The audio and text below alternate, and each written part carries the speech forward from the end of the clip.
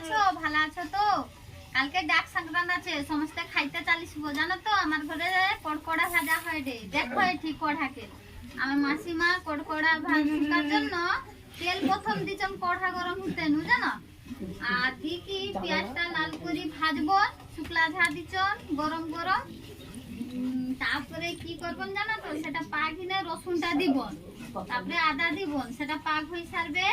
তারপরে দেখছো তো বাদাম ভাজা দিছন, ঝালুয়া মটর দিছন, চেনাচুর দিছন। হ্যাঁ দেখো আমি আর একটা চেনাচুর দিলি জানো তো, না তো ভালো হবে না। তারপরে দেখছো তো ছোলা আদা দিই মশলাটা দেখছো, না তো কি করে স্বাদ পাবো, খাইতে তো পাবো নি, না তো স্বাদটা সেরবো। দেখো যত মশলা দিব তত স্বাদ পাবো, দেখছো তো।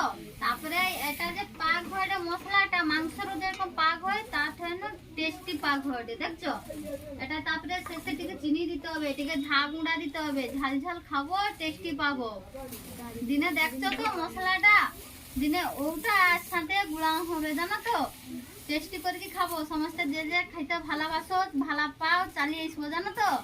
Tata bye bye.